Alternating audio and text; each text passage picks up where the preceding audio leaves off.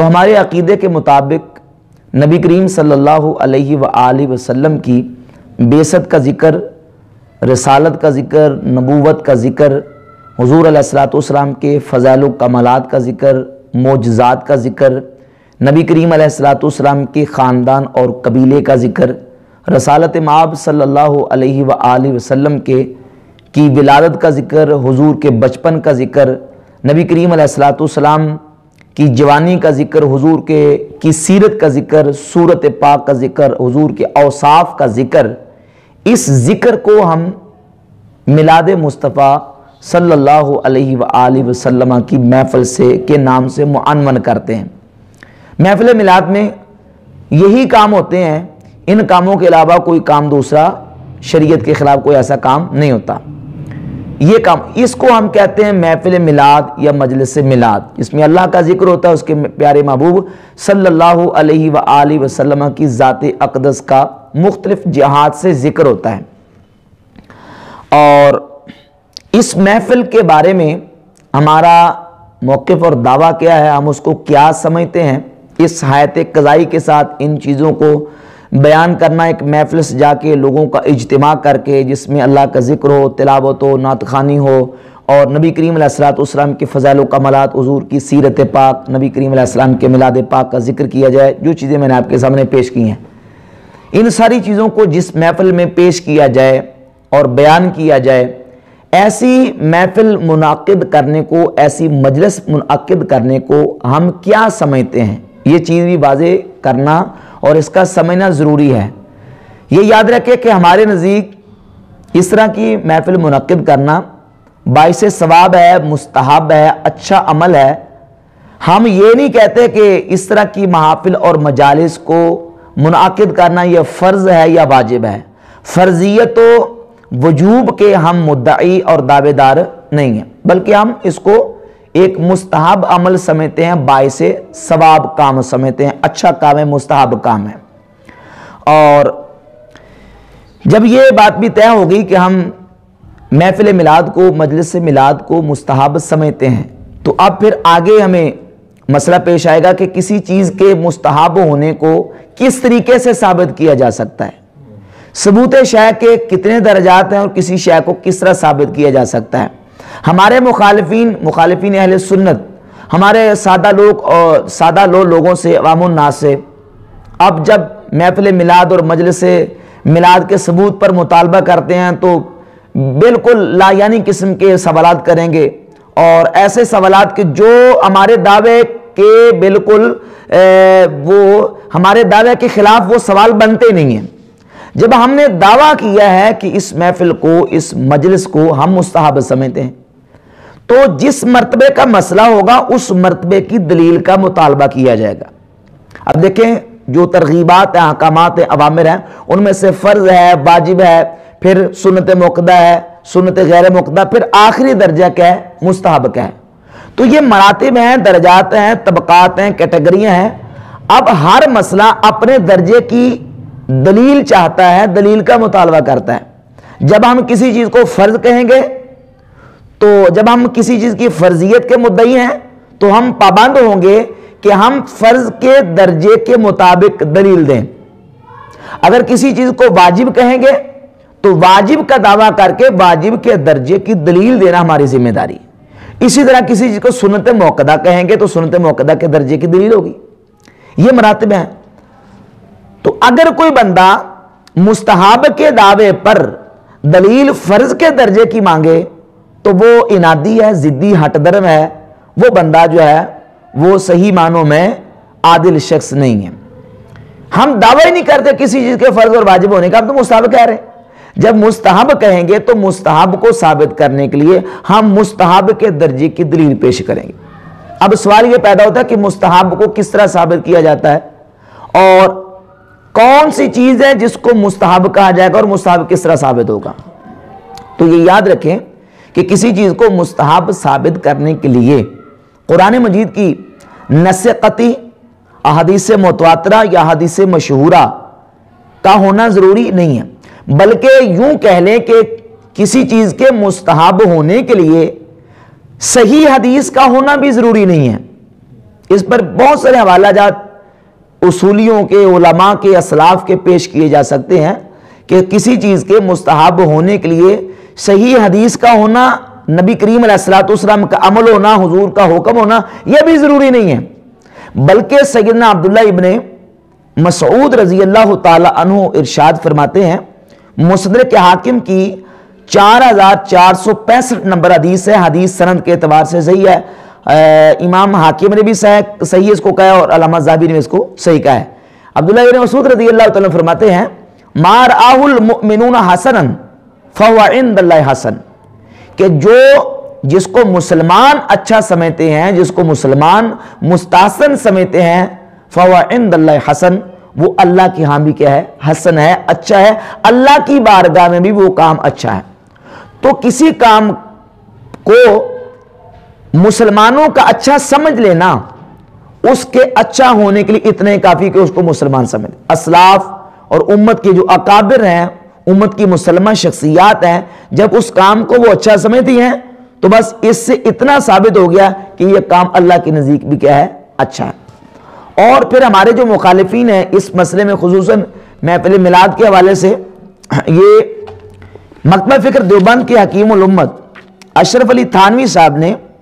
اپنی کتاب بوادر النوادر کے صفحہ 777 پر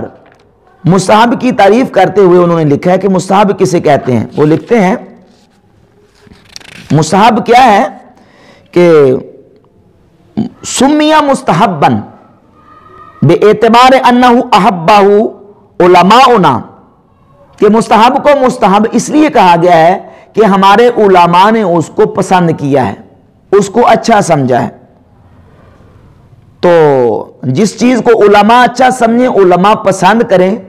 وہ کیا ہے؟ مستحب ہے۔ تو کسی چیز کے مستحب کے لیے کیا ہے؟ اتنا ہی کافی ہے اس کے مستحب ہونے کے لیے۔ پھر ثبوت شیء کے مختلف طریقے، کسی چیز کو ثابت کرنا ہے۔ کبھی کوئی حکم عبارت النص سے ثابت ہوتا ہے، یہ تمہیدی باتیں ہیں جو ہمارے جو موقف ہے اور ہمارا اہل سنت کا جو تصور ہے ان معمولات کے حوالے سے، اس کو سمجھنے کے لیے یہ ضروری ہے۔ اب یہ لوگ جو ہیں جو علم سے بالکل ناآشنا اور نابلد لوگ ہوتے ہیں، وہ اس طرح دیسی سے اور اس طرح کے سوال کرتے ہیں بالکل جاہلانہ انداز میں، لیں جی یہ چیز ہمیں دکھائیں قرآن سے نکال کر، قرآن میں یہ بات لکھی ہوئی ہو، ہمیں دکھائیں کہ حدیث میں اس طرح جو ہے بعین ہی یہ لفظ لکھے ہوئے ہوں۔ حالانکہ کسی چیز کو ثابت کرنے کے لیے ضروری نہیں ہے کہ قرآن اور حدیث میں اس کا نام لے کے اس کو لکھا گیا ہو، یہ ضروری نہیں ہے۔ کسی شے کو ثابت کرنے کے 4 طریقے ہیں۔ کبھی کوئی چیز ثابت ہوتی ہے عبارت النص سے، عبارت میں وہ لفظ اور کلمہ موجود ہوتا ہے اور وہ بالکل واضح 2 ٹوک انداز میں عبارت میں چیز موجود ہوتی ہے، اس کو کہتے ہیں یہ چیز، یہ حکم یا یہ نہیں جو ہے یہ عبارت النص سے ثابت ہے۔ اشارت النص سے کبھی ثابت ہوتا ہے، کبھی دلالت النص سے ثابت ہوتا ہے، کبھی اقتضاء النص سے ثابت ہوتا ہے۔ عبارت میں ساری چیزیں ہونا ضروری نہیں ہے۔ مثال کے طور پہ دلالت النص کی مثال قرآن مجید میں ہے کہ فَلَا تَقُلْ لَهُمَا اُفٍّ، تم اپنے ماں باپ کو، بوڑھے ماں باپ کو اف مت کہو، اف مت کہو۔ اب قرآن مجید نے صرف اتنا بیان کیا کہ اپنے ماں باپ کو اف نہ کہو، اف مت کہو۔ اب سوال پیدا ہوتا ہے کہ کوئی بندہ اپنے ماں باپ کو گالیاں دیتا ہے، اپنے ماں باپ کو مارتا ہے، ان کی پٹائی کرتا ہے، تو آیا قرآن نے والدین کو گالیاں دینے سے، مار پیٹ کرنے سے، ان کی پٹائی کرنے سے بھی روکا ہے؟ کہیں قرآن میں لکھا ہے کہ اپنے ماں باپ کی پٹائی مت کرو، ان کو گالیاں مت دو؟ یہ قرآن میں کہیں لکھا ہے؟ تو لفظ کہیں ایسے لکھے ہوئے موجود ہے نہیں ہے۔ ہاں یہ لکھا ہے کہ فَلَا تَقُلْ لَهُمَا اُفٍّ۔ اب اسی آیت سے دلالت النص کے طریقے سے یہ بات ثابت ہوتی ہے۔ دلالت النص کا مطلب یہ ہوتا ہے کہ ایک حکم مذکور ہوتا ہے اور ایک حکم مسکوت عنہ ہوتا ہے۔ ایک مذکور ہے اور ایک مسکوت ہے جس سے خاموشی اختیار کی گئی، اور جو مسکوت عنہ ہوتا ہے وہ مذکور حکم سے زیادہ اہم ہوتا ہے۔ تو قرآن نے ہلکے سے ہلکا کلمہ استعمال کیا ہے جو کسی کی ناراضگی اور ناپسندیدگی کے وقت استعمال کیا جاتا ہے، اف۔ تو کہا کہ اپنے ماں باپ کو، بوڑھے ماں باپ کو اف مت کہو۔ تو دلالت النص سے یہ بات واضح ہوتی ہے کہ جب ماں باپ کو اف کہنا ثابت نہیں ہے، اف کہنا جائز نہیں ہے، اف کہنا حرام ہے، تو اس سے بڑھ کر جتنی چیزیں ہوں گی، ماں باپ کو گالی دینا، ان کو مارنا، ان کی پٹائی کرنا، یا ان کو نعوذ باللہ زد و کوب کرنا، وہ سارے کا سارا دلالت النص کے ذریعے حرام ٹھہرے گا۔ بات بالکل واضح ہو گئی کہ کسی چیز کو ثابت کرنے کے لیے، کسی چیز کو منع کرنے کے لیے یہ طریقے ہیں جو کتاب و سنت میں موجود ہیں۔ تو آگے چلتے ہیں کہ بعض چیزیں ایسی ہیں کہ جن کو ثابت کرنے کے لیے عمومات و اطلاقات جو ہیں ان کا سہارا لیا جاتا ہے۔ یعنی قرآن مجید میں احادیث طیبات میں ایک حکم عام اور مطلق بیان کیا گیا، وہ ایک کلی بیان کر دی گئی، ایک مطلق حکم بیان کر دیا گیا، اس کلی کے نیچے اس کے جتنی افراد آئیں گے، اس کی جتنی جزیات آئیں گی، اس کلی کے تحت وہ ساری جزیات ثابت مانی جائیں گی اسی عام اور مطلق حکم کے تحت، الا یہ کہ کسی خاص جزی پر شریعت کی طرف سے ممانعت وارد ہو جائے۔ مثال کے طور پہ اللہ کے ذکر کا حکم ہے قرآن مجید میں، یا ایھا الذین آمنوا اذکروا اللہ ذکرا کثیرا، اے ایمان والو اللہ کا کثرت کے ساتھ ذکر کرو۔ اب اللہ کا ذکر یہ مطلق حکم ہے کہ کثرت کے ساتھ اللہ کا ذکر کرو۔ کب کرو، کس وقت کرو، کہاں کرو، کس انداز میں کرو، کوئی قید اور کوئی شرط موجود نہیں، اللہ کا ذکر کرو۔ یہ ایک کلی ہے، مطلقاً قرآن نے ذکر اللہ کی ترغیب دی، ذکر اللہ کی فضیلت بیان کی۔ اب جہاں بھی، جس وقت بھی، جس حالت میں بھی اللہ کا ذکر کریں گے وہ قرآن کے اس حکم کے تحت داخل ہوگا، الا یہ وہ جگہ جو مواضع استثناء ہیں، یعنی کوئی بندہ واش روم میں جائے تو وہاں اللہ کا ذکر نہیں کر سکتا، کیوں؟ کیونکہ وہاں اللہ کے ذکر کرنے پر ممانعت ہے، منع کر دیا گیا کہ ایسی نجس مقامات پہ اور نجاست کے مقامات پہ اللہ کا ذکر نہیں کرنا۔ تو وہ مقام نکال کر باقی جہاں بھی اللہ کا ذکر آپ کریں گے تو ہمیں دلیل دینے کی ضرورت نہیں ہے کہ ہم اس مقام پہ اللہ کا 10 بندے 15 بندے بیٹھ کے اللہ کا ذکر کر رہے ہیں تو اس کے لیے دلیل کیا ہے؟ دلیل دینے کی یہاں ضرورت نہیں ہے، کیونکہ قرآن کہتا ہے یا ایھا الذین آمنوا اذکروا اللہ ذکرا کثیرا، حکم مطلق کے تحت، حکم عام کے تحت داخل ہے، اور عمومات و اطلاقات شرعیہ میں جو مواضع استثناء ہوتے ہیں وہ از خود خارج ہوتے ہیں، ان کا نام لینے کی ضرورت نہیں ہوتی۔ تو عمومات سے اور مطلق حکم سے بہت سارے احکامات جو ہیں وہ ثابت ہوتے ہیں، اور یہ ہمیشہ سے اسلاف کا، نبی کریم علیہ الصلوۃ والسلام کے صحابہ کا، پھر تابعین کا، پھر تابعین کا، ائمہ مجتہدین کا، اور ہمارے اسلاف کا یہ طریقہ رہا ہے کہ وہ عمومات و اطلاقات سے استناد کرتے ہیں اور ان سے مسائل حل کرتے ہیں، کسی خاص مسئلے میں خاص دلیل کا ہونا ضروری نہیں۔ تو جب یہ مقدمہ اور یہ جو ہمارا اصول اور ضابطہ ہے یہ بالکل واضح ہو گیا کہ کسی چیز کا حکم اشارتاً ہو یا صراحتاً ہو، ایسے ہی ممانعت بھی بعض اوقات صراحتاً ہوتی ہے، بعض اوقات اشارتاً ہوتی ہے، کبھی تصریحاً کبھی تلویحاً۔ تو ممانعت بھی ہم سمجھیں گے اور جو ترغیب اور حکم ہے اس کو بھی ہم اسی انداز سے سمجھیں گے، کسی بات کا، کسی حکم کا نام لے کے خاص طور پہ ہونا ضروری نہیں ہے۔ تو ذکر اللہ کی فضیلت اور اچھائی قرآن مجید سے ثابت ہے۔ اسی طرح مثال کے طور پر دعا ہے، دعا کی فضیلت قرآن و سنت سے ثابت ہے۔ اب دعا کس وقت کرنی ہے، کس وقت نہیں کرنی، اس کی کوئی تخصیص اور کوئی قید قرآن و سنت میں موجود نہیں ہے۔ اللہ رب العزت نے قرآن مجید میں بالکل واضح طور پہ عام ارشاد فرمایا کہ اجیب دعوت الداع اذا دعان، میں دعا کرنے والے کی دعا کو قبول کرتا ہوں، اذا دعان، جب بھی مجھ سے دعا کرے۔ اذا لعموم الوقت، یہ عربی جاننے والے سمجھتے ہیں یہ اذا کا کلمہ یہ عموم وقت کے لیے آتا ہے، اس میں اللہ رب العزت نے وقت کو عام رکھا، اس کو خاص نہیں کیا کہ کس وقت میں کرنی کس وقت میں نہیں کرنی، جب بھی صبح شام دوپہر اٹھتے بیٹھتے اور ہر حالت میں جب بھی اللہ کی بارگاہ میں دعا کی جائے अल्लाह दुआ को कबूल फरमाता है। तो जब आम हुक्म साबित है, मुतलक हुक्म साबित है, तो कोई बंदा कहे कि यहां आप दुआ कर रहे हैं, यहां मुझे सबूत दें, तो वो दीनी उसूलों से ना आशना और गाफिल है। हम यहां बैठे हैं, मिसाल के तौर पर 50-100 बंदा बैठा हुआ, 200 बंदा, 400 बंदा बैठा है, और कहते हैं ये दुआ करें फलां बंदे के लिए, फलां के कारोबार की बरकत के लिए, फलां बीमार है उसके लिए दुआ करें। तो अब अगर हम एक मकाम पे बैठ के इज्तिमाई तौर पे दुआ करते हैं या इज्तिमाई तौर पे अल्लाह का जिक्र करते हैं, तो इस जिक्र के लिए, इस दुआ के लिए अलग से कोई खास दलील देने की जरूरत नहीं है, और ना ही हम उसके पाबंद हैं, क्योंकि हम कुरान और सुन्नत के उमूमात से इस्तेदलाल करके दुआ को और अल्लाह के जिक्र को जायज समझते हैं। और फिर अहादीस तय्यबात को जब हम देखते हैं तो नबी करीम सल्लल्लाहु अलैहि वसल्लम ने जिक्र की महफिलों की, जिक्र की मजलिसों की मुतलकन फजीलत बयान की है। ये सही मुस्लिम शरीफ है, सही मुस्लिम में तो बाकायदा बाब मौजूद है, बाबो फजले मजालिस जिक्र, जिक्र की मजलिसों की फजीलत का बयान, जिक्र की मजलिस की फजीलत का बयान। 6839 नंबर हदीस है। सय्यदना अबू हुरैरा रज़ियल्लाहु ताला अन्हु फरमाते हैं कि नबी करीम अलैहिस्सलातु वस्सलाम ने इरशाद फरमाया, इन्ना लिल्लाहि तबारक व तआला मलाइकतुन सय्यारा, अल्लाह रब्बुल इज्जत के फरिश्ते हैं जो जमीन पे आके चक्कर लगाते हैं, यबतगून मजालिस जिक्र,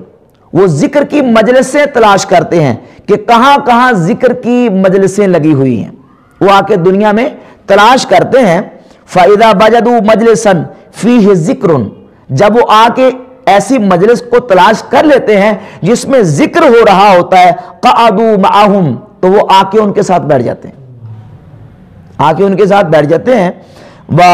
हफ़ बादुहुम बादा बिअजनिहतिहिम, और वो एक दूसरे को परों से ढांप लेते हैं। हत्ता यमलऊ मा बैनहुम व बैन समाए दुनिया, हत्ता के जमीन और आसमान तक जितनी खला है वो सारी भर जाती है, और जब वो जुदा हो जाते हैं, आसमानों पे चढ़ जाते हैं, फिर अल्लाह रब्बुल इज्जत, जबकि वो अल्लाह जानता है कि ये कहां से आए हैं और क्या करके हैं, अल्लाह उनसे पूछता कहां से, पूरी लंबी तफसीर के साथ हदीस है। तो इस हदीस में अल्लाह रब्बुल इज्जत उनसे पूछता है कि तुम कहां से आए हो और तुमने क्या देखा, तो वो फिर अर्ज करते हैं, जिना मिन इंद इबादिल्लका फिल अर्द युसब्बिहूनका व युकब्बिरूनका व युहल्लिलूनका व यहमदूनका व यसअलूनका, या अल्लाह हम तेरे बंदों के पास से हैं, तेरे बंदे जिक्र की मजलिस जो सजा के बैठे थे, तेरी तस्बीह बयान करते थे, तेरी तकबीर बयान करते थे, और वो ला इलाहा इल्लल्लाह कह रहे थे, वो तेरी हम्द बयान करते थे और तुझसे दुआएं कर रहे थे।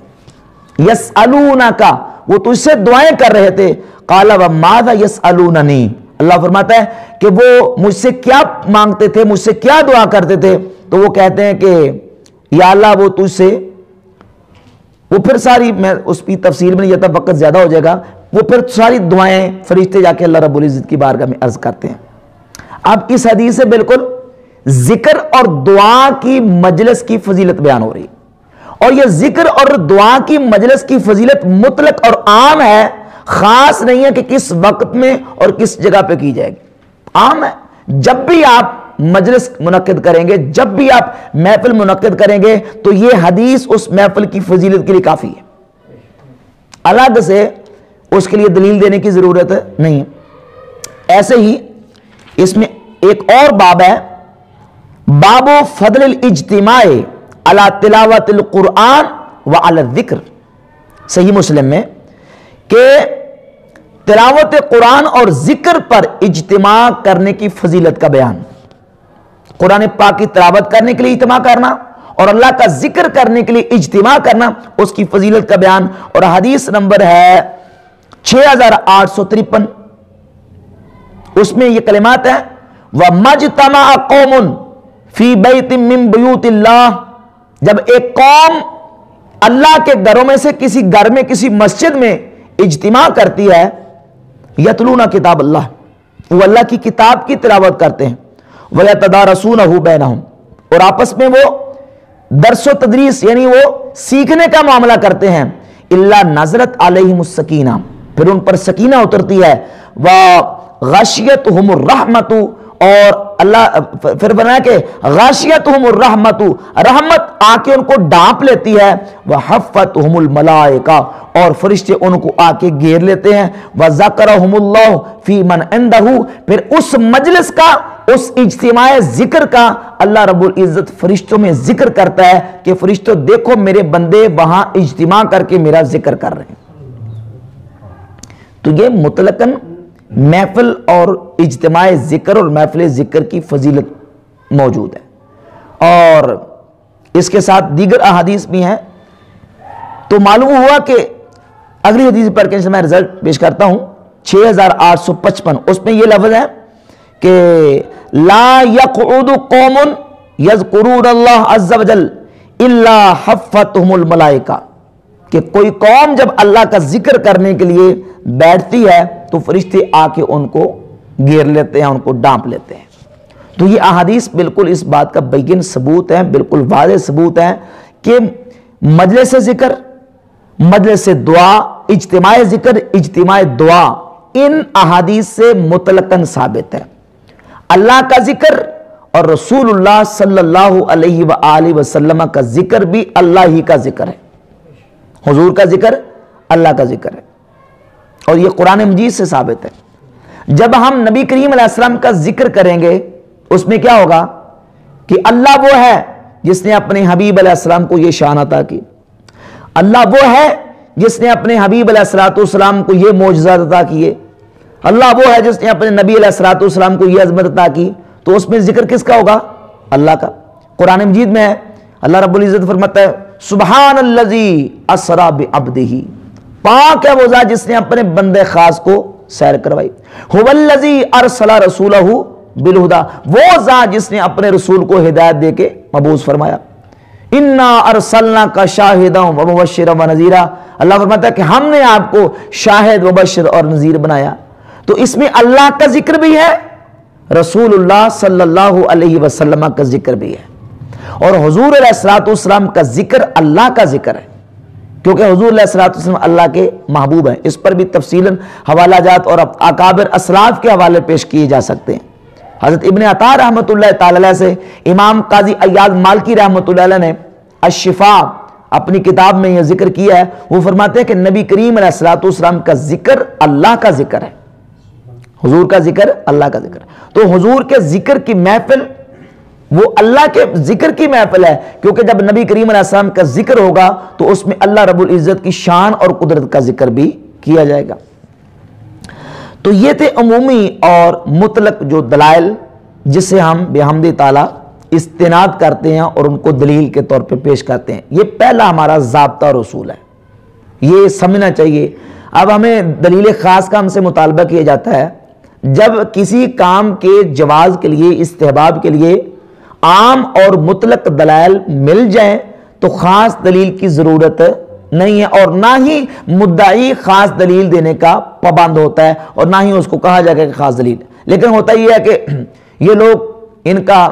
عقل و شعور اور علم سے تو کوئی اصول ضابطے سے وابستگی نہیں ہے۔ اب یہ ہوتا ہے کہ یہ اس طرح کی لا یعنی قسم کے اعتراضات بھی کرتے ہیں، لا یعنی قسم کے سوالات بھی کرتے ہیں، اور پھر ہمارے جو بیچارے سادہ لوگ ہیں وہ پریشان ہو جاتے ہیں، پریشانی کا انہیں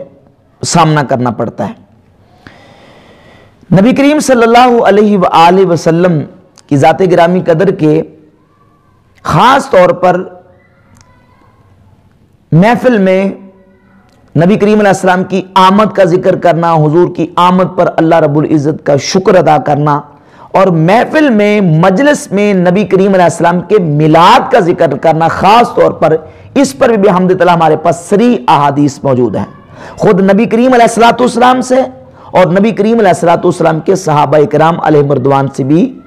محفل سجا کر حضور کی ولادت کا ذکر کرنا یہ بحمد تعالیٰ ثابت ہے۔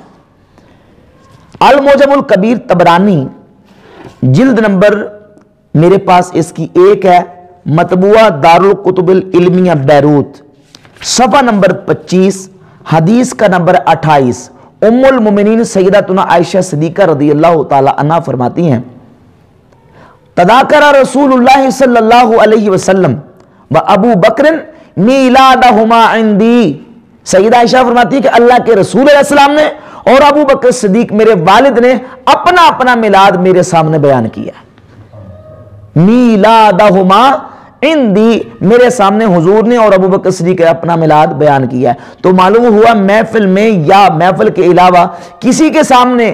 حضور کا میلاد بیان کرنا خود نبی کریم علیہ السلام کی مبارک سنت ہے۔ یہ کتاب ہے جامع ترمذی شریف، اور یہ حدیث مسند احمد ابن حنبل بھی موجود ہے، اور جامع ترمذی کتاب المناقب الرسول اللہ صلی اللہ علیہ وسلم، حدیث کا نمبر ہے 3617۔ امام ترمذی نے اس حدیث کو حسن صحیح لکھا ہے، حسن صحیح غریب لکھا ہے۔ سرکار دو عالم صلی اللہ علیہ وآلہ وسلم ایک دن منبر پر جلوہ فروز ہوئے تو صحابہ علیہ مردوان سے پوچھا من انا، صحابہ بتاؤ میں کون ہوں؟ تو عرض کی انت رسول اللہ علیہ السلام، حضور آپ اللہ کے رسول ہیں۔ تو نبی کریم علیہ السلام نے اب اپنے خاندان کا اور اپنے پورا اپنا تذکرہ فرمایا انا محمد بن عبداللہ بن عبد المطلب، میں محمد بن عبداللہ بن عبد المطلب ہوں۔ ان اللہ خلق الخلق فجعلنی فی خیرہم، اللہ نے جب مخلوق کو پیدا کیا تو اللہ رب العزت نے مجھے بہتر مخلوق میں رکھا، ثم جعلہم فرقتین، پھر اس کے دو گروہ بنا دیے، فجعلنی فی خیرہم فرقہ، اللہ نے مجھے بہتر فرقے میں رکھا، ثم جعلہم قبائل، پھر اللہ رب العزت نے پھر اس کے قبیلے بنائے، فجعلنی فی خیرہم قبیلتن، قبیلے کے اعتبار سے بھی اللہ رب العزت نے مجھے بہتر قبیلے میں رکھا، ثم جعلہم بیوتن، پھر اللہ نے اس قبیلے کے گھر بنا دیے، اور فجعلنی فی خیرہم بیتا، تو گھر کے اعتبار سے بھی اللہ نے مجھے بہتر گھر میں رکھا، بخیرہم نفسہ، اور ذات کے اعتبار سے مجھے اللہ نے بہتر رکھا۔ تو نبی کریم علیہ السلام نے اپنا جو پورا خاندان کا تذکرہ اور اپنی آمد کا ذکر نبی کریم علیہ السلام نے منبر پہ تشریف فرما ہو کے اپنے صحابہ علیہ مردوان کے سامنے بیان کیا ہے۔ اور قرآن مجید میں سورۃ الضحیٰ کی آیت، آخری آیت میں اللہ رب العزت نے اللہ رب العزت کی نعمت پر اللہ نے چرچا کرنے کا حکم ارشاد فرمایا، وَأَمَّا بِنِعْمَةِ رَبِّكَ فَحَدِّثْ، پس بہرحال اپنے رب کی نعمت پر خوب اس کا چرچا کرو۔ اب یہ چرچا کیا ہے؟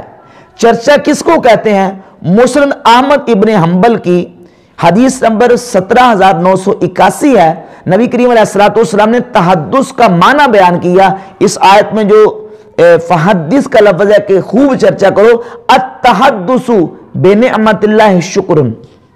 حضور فرماتے ہیں اللہ کی نعمت کا تحدث یعنی اس کا بار بار ذکر کرنا یہ اللہ کی نعمت کا شکر ہے، وَتَرْكُهَا كُفْرٌ، اور اس کا ذکر ہی نہ کرنا، اس کو چھوڑ دینا، یہ کفران نعمت ہے، اللہ کی نعمت کی ناشکری ہے۔ تو معلوم ہوا کہ قرآن مجید میں بھی اللہ رب العزت نے اپنی نعمت پر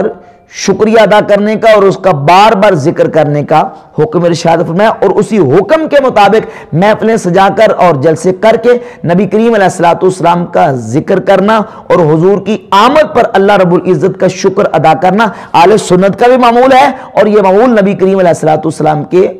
صحابہ علیہ مردوان کا تھا۔ سنن نسائی میں سند صحیح کے ساتھ سیدنا امیر معاویہ رضی اللہ تعالیٰ عنہ سے یہ حدیث موجود ہے۔ حدیث کا نمبر ہے 5436۔ سیدنا امیر معاویہ رضی اللہ تعالیٰ عنہ فرماتے ہیں ان رسول اللہ صلی اللہ علیہ وسلم خرج علی حلقۃ یعنی من اصحابہ، ایک دن نبی کریم علیہ السلام باہر تشریف لے کے آئے تو حضور علیہ السلام کے صحابہ حلقہ بنا کے ایک ٹولی کی صورت میں، اجتماع کی صورت میں بیٹھے ہوئے تھے۔ حضور ان کے درمیان آ گئے تو آ کے ارشاد فرمایا ما اجلسکم، ما اجلسکم۔ اب یہ بعض ہوتے ہیں کہ لوگ خاص لفظ کا مطالبہ کرتے ہیں کہ یہ خاص لفظ ہمیں دکھائیں۔ اب یہ اجلسہ کا معنی کیا ہے؟ اس کا ہم یہی معنی کریں گے کہ تمہیں جلسہ یہاں کس نے کروایا، تمہیں یہاں جلسہ کس نے کروایا، کس نے تمہیں بٹھایا، تم کیوں بیٹھے ہو؟ ما اجلسکم قالو، تو انہوں نے کہا، اب اپنے اس جلسہ کرنے کا صحابہ نے مقصد بیان کیا، کہنے لگے جلسنا ندعو اللہ، ہم یہاں جلسہ کر کے بیٹھے تاکہ اللہ رب العزت کی بارگاہ میں دعا کریں، وَنَحْمَدُهُ عَلَى مَا هَدَانَا لِدِينِهِ، اور اس کی تعریف کریں، خوبی بیان کریں اس پر جو اس نے ہمیں اپنے دین کی ہدایت دی، وَمَنَّ عَلَيْنَا بِكَ، मन्ना अलैना बिका, और आप को भेज कर, आप की वजह से अल्लाह ने जो हम पर एहसान किया है, उस एहसान पर अल्लाह रब्बुल इज्जत का शुक्र अदा करें। लक़द मन्नल्लाहु अलल मुअमिनीना इज़ बअस फ़ीहिम रसूला, अल्लाह ने ईमान वालों पर यह एहसान किया है कि उनमें अल्लाह ने अपने रसूल को मबऊस किया। तो यह हुज़ूर अलैहिस्सलातु वस्सलाम का आना पूरी उम्मत पर एहसान है, और उस एहसान का शुक्रिया अदा करने के लिए सहाबा ने वो जलसा सजाया। आज हम जो जलसा सजाते हैं, अल्लाह के फजल करम से यही मकसद होता है, कोई दूसरा तीसरा मकसद नहीं। यही मकसद है कि अल्लाह रब्बुल इज्जत ने ऐसे अजीम रसूल हमें अता किए हैं, तो उस रसूल की आमद पर, उस रसूल की सूरत में जो अल्लाह ने हम पर एहसान किया है, अल्लाह रब्बुल इज्जत का शुक्र अदा करें कि अल्लाह ताला ने हमें ऐसा अजीम रसूल अता फरमाया, ऐसा हादी अता फरमाया। तो सहाबा ने जब अपना मकसद बयान किया कि मन्ना अलैना बिका, आपकी वजह से जो अल्लाह ने हम पर एहसान किया है, तो उस एहसान का शुक्रिया अदा करने के लिए जलसा सजाया। तो सरकार दो आलम अलैहिस्सलातु वस्सलाम ने सहाबा से कहा कि तुम इस बात पर कसम खा सकते हो कि तुमने इसी मकसद के लिए ये जलसा, ये महफिल सजाई है? तो सहाबा ने बेयक जुबान कसम खाई कि हम अल्लाह की कसम करके कहते हैं कि हमने फकत इसी मकसद के लिए ये जलसा सजाया है। तो हुज़ूर अलैहिस्सलाम ने फरमाया, अमा इन्नी लम अस्तहलिफकुम तुहमतन लकुम, मैंने किसी तोहमत की वजह से, किसी शक रैब तरद्दुद की वजह से तुमसे कसम नहीं ली। इन्नमा अतानी जिब्रील अलैहिस्सलाम, अभी अभी मेरे पास जिब्रील अलैहिस्सलाम आए हैं और उन्होंने आके मुझे खबर दी है अन्नल्लाह अज़्ज़ा वजल युबाही बिकुमुल मलाइका, कि अल्लाह रब्बुल इज्जत तुम्हारी वजह से फरिश्तों में फख्र फरमा रहा है, तुम्हारे इस जलसे की वजह से। तो ये हदीस तो बिल्कुल साफ और वाज़ेह दलील है कि सरकार दो आलम सल्लल्लाहु अलैहि वसल्लम के आने की खुशी में, शुक्राने में जलसे सजाना, महफिलें सजाना, जिक्र के इज्तिमा करना नबी करीम अलैहिस्सलातु वस्सलाम के सहाबा की सुन्नत है। अब फिर ये लोग पूछते हैं कि हज़रत अबू बकर सिद्दीक़ के दौर में इतनी दफ़ा आया, उन्होंने नहीं मनाया, और हज़रत उमर के दौर में, उस्मान गनी, मौला अली के दौर में, तो ये सहाबा मना रहे हैं ना भाई। तो क्या दलील इतनी नाकाफी है कि नबी करीम अलैहिस्सलातु वस्सलाम की आमद पर शुक्राने के जलसे, महफिलें हुजूर के सहाबा ने करे, ये नाकाफी है? अल्हम्दुलिल्लाह हमारे लिए तो ये दलील क्या है, काफ़ी है। और फिर इसके अलावा मुहद्दिसीन किराम अलैहिमुर्रिदवान को जब हम देखते हैं, तो मुहद्दिसीन ने, आप सीरत की जमी किताबें उठाकर देख लें, सीरत की हर किताब में मुहद्दिसीन ने शुरू में बाब कायम किए, बाबो मौलिदिन नबी सल्लल्लाहु अलैहि वसल्लम, हुजूर की विलादत का बयान। और उन किताबों में से ये हदीस की किताब है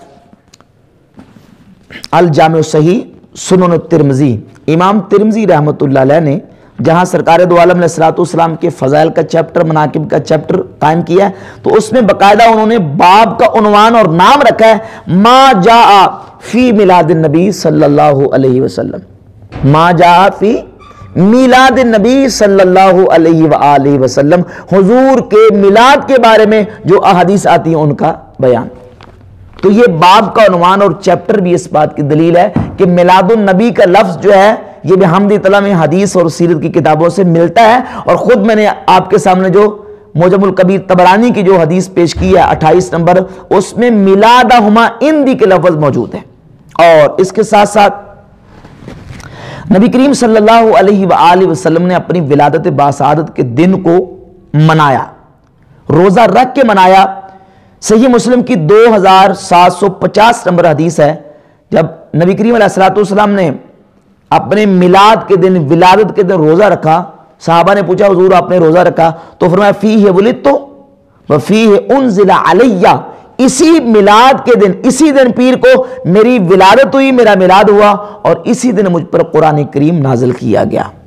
तो सरकार दो आलम अलैहिस्सलातु वस्सलाम ने अपने मिलाद के दिन को यादगार रखा, मनाया, और नबी करीम अलैहिस्सलातु वस्सलाम ने उस दिन रोज़ा रखा। और एक बड़ी ज़बरदस्त रिवायत अल मुस्तदरक अल सहीहैन की जिल्द 4 सफ़ा नंबर 42 और 43 पर यह रिवायत मौजूद है। रिवायत का नंबर है 5498। और अल मोजमुल कबीर तबरानी मतबूआ दारुल कुतुबिल इल्मिया बैरूत की, उसमें भी जिल्द नंबर 3 सफ़ा नंबर 96 पे यह रिवायत मौजूद है। جنگ تبوک کے موقع پر سرکار دو عالم صلی اللہ علیہ وآلہ وسلم کی بارگاہ میں حضرت عباس ابن عبد المطلب رضی اللہ تعالیٰ حضور کے چچا نے سرکار دو عالم علیہ السلام کی بارگاہ میں عرض کی، حضور مجھے اجازت دیں میں آپ کی بارگاہ میں آپ کی مدح کروں، آپ کی بارگاہ میں کچھ اشعار کہنا چاہتا ہوں، آپ کی نعت پڑھنا چاہتا ہوں۔ تو سرکار دو عالم علیہ السلام کے جمیع صحابہ، اب روایات میں متعدد اس میں جو نہ وہ تعداد ملتی ہے، بعض میں 30,000، بعض میں کچھ اور بعض میں کچھ، تو کم از کم 30,000 صحابہ علیہ مردوان نبی کریم علیہ السلام کے ساتھ تھے۔ ان صحابہ کی موجودگی میں حضور علیہ السلام تشریف فرمائے۔ حضرت عباس نے اجازت طلب کی، جب اجازت مانگی نبی کریم علیہ السلام نے اجازت دی تو حضرت عباس نے سرکار دو عالم علیہ السلام کی بارگاہ اقدس میں ایک مکمل پوری نعت حضور کی بارگاہ میں پیش کی۔ میں ساری تو نہیں پڑھتا، اس میں یہ کلمات موجود ہیں، انت لما ولدتا، انت لما ولدتا، اے محبوب جب آپ کی ولادت ہوئی، اشرقت الارض، سب زمین روشن ہو گئی، وضاءت بنورک الافق، اور آپ کے نور سے سارا افق روشن اور منور ہو گئی۔ انت لما ولدتا، انت لما ولدتا، جب آپ کی ولادت ہوئی۔ تو یہ حدیث اور یہ کلمات بھی اس بات کا بین ثبوت ہے کہ مجلس میں اور محفل میں، اور جس محفل میں حضور علیہ السلام تشریف فرما ہوں، اس محفل میں حضور علیہ السلام کے چچا نے حضور کی ولادت کا ذکر بھی کیا ہے۔ تو یہی مجلس میلاد ہے، یہی محفل میلاد ہے، اس سے بڑھ کر اور کیا ہو سکتا ہے۔ اچھا، اس حدیث کے حوالے سے میں امام حاکم کا تبصرہ بھی پیش کر دوں، اور امام حاکم کہتے ہیں ھذا حدیث تفرد بہ رواۃہ الاعراب، کہ یہ جو روایت ہے اعراب نے اپنے آباء و اجداد سے اس کو روایت کیا ہے، اور فرماتے ہیں کہ وَأَمْثَالُهُمْ مِنَ الرُّوَاةِ لَا يَدَعُونَ، اس طرح کے جو راوی ہوتے ہیں وہ حدیثوں کو گڑتے نہیں ہیں، جھوٹی حدیثیں بیان نہیں کرتے، بلکہ جو واقعہ ہوتا ہے اسی واقعے کو حقیقت میں بیان کرتے ہیں۔ تو امام حاکم نے اس بات پر مہر لگا دی ہے کہ یہ روایت جعلی اور موضوع نہیں ہے۔ تو بحمد تعالیٰ ان روایات اور احادیث سے یہ بات بالکل واضح ہو جاتی ہے کہ سرکار دو عالم صلی اللہ علیہ وآلہ وسلم کی ذات گرامی قدر نے خود اور حضور کے صحابہ نے نبی کریم علیہ السلام کے میلاد کا ذکر بھی کیا، اور سرکار دو عالم علیہ السلام کی آمد پر شکرانے کی مجالس اور محافل کا انعقاد بھی کیا ہے۔ اور کتاب و سنت کے عمومی دلائل سے بھی بحمد تعالیٰ یہ بات بالکل واضح ہوتی ہے کہ نبی کریم علیہ السلام کے ذکر کی، میلاد کی مجلس اور محفل کو منعقد کرنا عین کتاب اللہ سنت رسول کے مطابق، نبی کریم صلی اللہ علیہ وسلم کا محفل کر کے میلاد کا بیان کرنا اور حضور علیہ السلام کی ولادت کا ذکر کرنا، یہ حضور کے صحابہ سے بھی ثابت ہے، خود نبی کریم علیہ السلام کی سنت ہے، اور ہمارے محدثین اور اکابر علماء جو ہیں، وہ علماء جو تمام مکاتب فکر اہل سنت، بریلوی، دیوبندی اور غیر مقلدین کے ہاں مسلمہ شخصیات ہیں، ان سے بھی یہ بات بالکل واضح ہے کہ وہ بھی محفل میلاد کا انعقاد کرتے تھے۔ ان میں سے بہت سارے والے پیش کی جا سکتے ہیں، شاہ ولی اللہ محدث دہلوی، شاہ عبدالعزیز محدث دہلوی، شیخ عبدالحق محدث دہلوی رحمۃ اللہ علیہ، اس طرح دیگر جتنے علماء ہیں ان کے حوالہ جات پیش کی جا سکتے ہیں۔ ان میں سے میں ایک حوالہ آپ کے سامنے رکھوں گا، یہ شاہ ولی اللہ محدث دہلوی کی کتاب ہے فیوز الحرمین۔ شاہ ولی اللہ صاحب محدث دہلوی اپنی کتاب فیوز الحرمین کے صفحہ 33 پر اپنا مشاہدہ لکھتے ہیں کہ کنت قبل ذالک بمکہ المعظمہ، کہتے ہیں میں اس سے پہلے مکہ معظمہ میں تھا، فی مولد النبی صلی اللہ علیہ وآلہ وسلم فی یوم ولادتہ، حضور کی ولادت کے دن مکہ میں نبی کریم علیہ السلام کے میلاد کی محفل میں میں شریک تھا، والناس یصلون علی النبی صلی اللہ علیہ وسلم یذکرون ارہاساتہ التی ظہرت فی ولادتہ، لوگ اس محفل میں نبی کریم علیہ السلام پر درود و سلام بھیج رہے تھے، اور حضور علیہ السلام کی ولادت کے وقت جو حضور کی شان و عظمت اور حضور کے ارہاسات ظاہر ہوئے تھے ان کو بیان کر رہے تھے، اور ان مشاہد کو بیان کر رہے تھے جو حضور کی بعثت سے پہلے لوگوں نے دیکھے۔ فرأیت انوارا، تو اس محفل میلاد میں میں نے نور کی بارش دیکھی، سطعت دفعۃ واحدہ، کہ جو آسمانوں سے نور جو نہ وہ اتر رہا تھا، لا اقول انی ادرکتها ببصر الجسد، میں یہ نہیں کہتا کہ میں نے اس کو اپنے جو ہے وہ جسم کی آنکھوں سے، سر کی آنکھوں سے دیکھا ہے، ولا اقول ادرکتها ببصر روح، اور نہ یہ میں کہتا ہوں کہ میں نے اس کو صرف روح کے ساتھ دیکھا ہے، فقط بلکہ کہتے ہیں میں اس کو اس انداز سے مشاہدہ کر رہا تھا، میری آنکھیں بھی اس کو دیکھ رہی تھی اور میری روح بھی اس کو محسوس کر رہی تھی، ان انوار و تجلیات کو۔ اور فرماتے ہیں کیف کان الامر بین ھذا وذالک فتأملت تلک الانوار، میں نے جب غور و فکر کیا ان انوار و تجلیات میں، فوجدتها من قبل الملائکۃ المؤکلین بامثال ھذا المشاہد، فرماتے جب میں نے غور و فکر کیا تو میں اس نتیجے پر پہنچا کہ یہ انوار و تجلیات ان فرشتوں کی طرف سے ہیں جن فرشتوں کو اللہ نے اس طرح کے موقعوں کے لیے ان کو اللہ نے مقرر فرمایا ہے۔ بمثال حاضر المجالس رأیت یخالط انوار الملائکۃ انوار الرحمہ، میں دیکھ رہا تھا کہ فرشتوں کا نور رحمت کے نور کے ساتھ ملا ہوا تھا۔ تو شاہ ولی اللہ محدث دہلوی رحمۃ اللہ کو دیکھ لیں،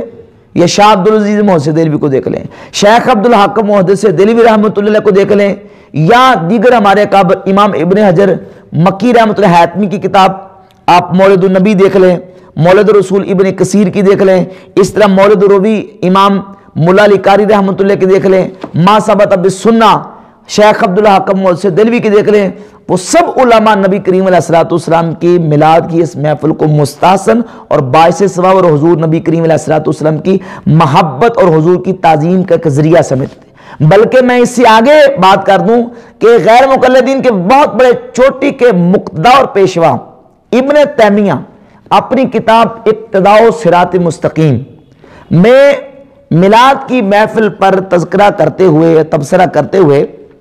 اقتداء صراط مستقیم کی جلد ثانی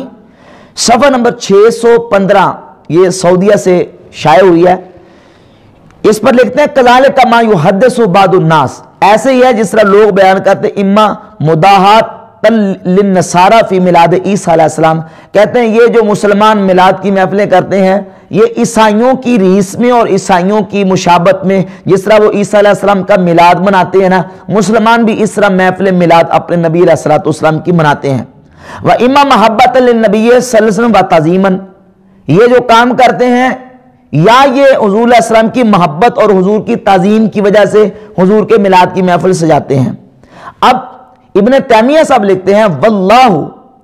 قد یصیبہم علی ھذی المحبۃ والاتحاد، اللہ ایسے لوگوں کو جو حضور کی محبت اور تعظیم کی وجہ سے میلاد کی محفل سجاتے ہیں، اللہ ان کو اس محبت اور اجتہاد پر ثواب عطا کرے گا۔ کیا کرے گا؟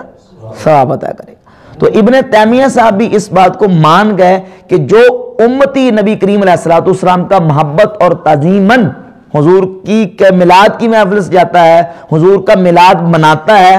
اللہ اس کو کیا دے گا؟ ثواب۔ اور اللہ کے فضل و کرم سے اہل سنت نبی کریم علیہ الصلوۃ والسلام کے محبت اور تعظیم کی وجہ سے ہی سرکار دو عالم علیہ الصلوۃ والسلام کا میلاد مناتے ہیں، اور یہ میلاد منانا حضور کے صحابہ کی بھی سنت ہے، اور میلاد کو بیان کرنا خود رسول اللہ صلی اللہ علیہ وآلہ وسلم کی سنت۔